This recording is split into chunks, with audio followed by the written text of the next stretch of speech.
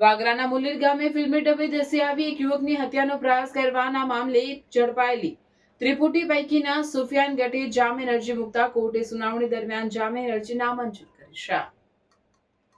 ભરૂચ જિલ્લાના વાગરા તાલુકામાં 3 હત્યાના બનાવ અને 1 હત્યાનો પ્રયાસના ગુનાઓ એક જ મહિનામાં ઉપરાછાપરી નોંધાયા બાદ હત્યાના પ્રયાસમાં ઝડપાયેલી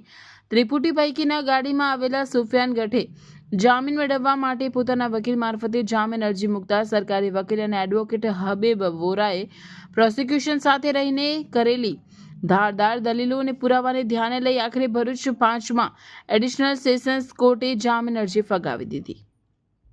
વાગરા પોલીસ મથકમાં 15મી ફેબ્રુઆરીએ વાગરાના મુલેર ગામે ધંધાકીય અદાવતી ત્રિપુટીએ મકસૂદ પટેલની ઉપર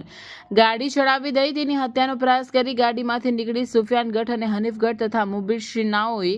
તેઓને મારી હત્યા, પગ ફ્રેક્ચર કરી માથાના ભાગે ગંભીર ઈજા કરી હત્યાના પ્રયાસનો ગુનો દાખલ કરી કાર્યવાહી બાદ ત્રિપુટી હાલ સબ જેલમાં હોય અને હત્યાના પ્રયાસમાં વપરાયેલી ગાડીમાં હનીફ ગઢ સાથે આવેલા સુફિયાન ગઢ હાલમાં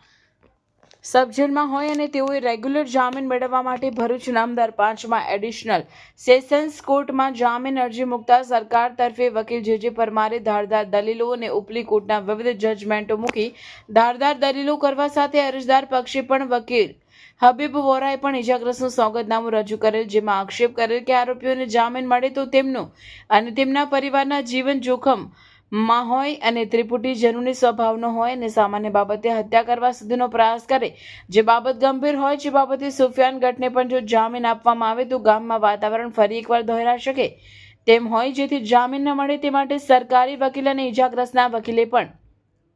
દસ્તાવેજી પુરાવા અને દલીલો રજૂ કરતા આખરે નામદાર કોર્ટના ન્યાયાધીશ પિંકલ સોનીએ પણ જામીન અરજી આરોપીની ફગાવી દેતા સાચા અર્થમાં ત્રિપુટી માટે કાયદાનો બોધપાઠ સમાન હોવાનું માનવામાં આવી રહ્યું છે। જોકે ત્રિપુટીમાં સુફિયાન ગઢનું હત્યાના પ્રયાસમાં ઓછી ભૂમિકા હોય તે બેઝ ઉપર રેગ્યુલર જામીન અરજી મૂકી હતી, જે